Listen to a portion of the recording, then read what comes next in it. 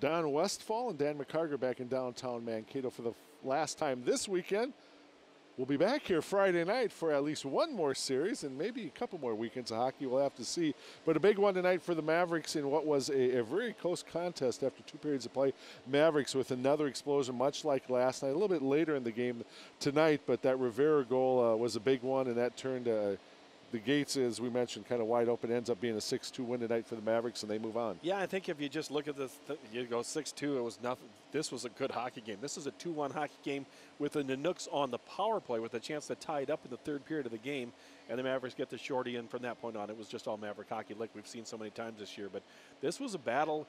The Nanooks season comes to an end, and they didn't want it to end, and they fought pretty hard for 40-some, maybe 45 minutes before it all fell apart. Before the game, we talked to Alaska head coach Lance West, and it's like, you want to keep this thing close, and of course he gives us the discussion, which is true, that they're playing it period by period, even shift by shift, but they had to like where they were going into the third, only down 2-1. They get it on the power play, and as we move into the highlights, this is what changed the entire complexion of the game. It completely flipped it. It was a chance, and here's Nick Rivera just busting away. And that one comes at 5:43, shorthanded goal to make it 3-1 Mavericks. Then Connor Mackey with the nice finish from Daniel Brickley and Spooner at 6:08 makes it 4-1 Mavericks. Then Daniel Brickley from Parker Toomey and Zeb Knutson at 7:36 make it 5-1. Michaela scores to make it 6-1. And then on the power play, we'll see here Fry with his final goal for Alaska. And the final score is 6-2.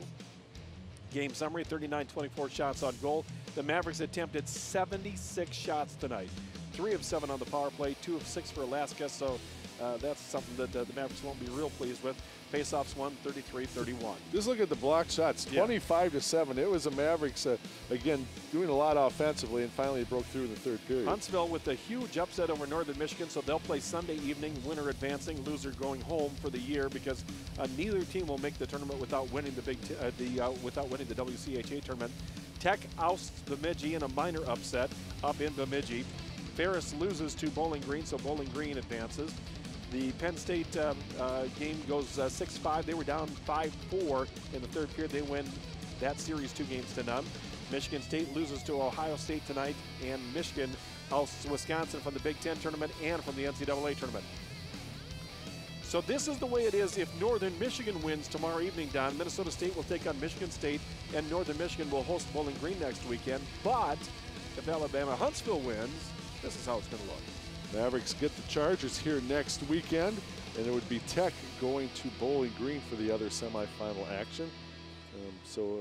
Again, a lot of hockey yet to be played tomorrow night, and that will be an interesting game. Yeah. Maybe 9 o'clock tomorrow night, we'll have an idea of who's coming to town, but it doesn't much matter. You'll know Monday morning. I'll know Monday morning for sure. And you'll be talking to? We'll talk with Maverick hockey coach Mike Hastings at 9:10 on the KTOE Morning Blend with Don Rivet and me, Dan McCarger. We'll talk all about this weekend and the opponent yet to be named. Mavericks, 39 shots both night, 14 goals between the two nights. But the irony, last night it was a close game, and then the Mavericks scored 4 goals in about 4.5 minutes. Tonight, it's 4 goals in 5 minutes.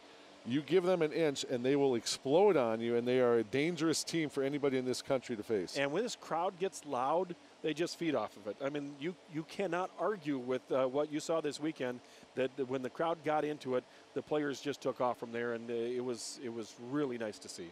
Again, outside of the opponent, we can tell you everything else that we know. We'll be back Friday night.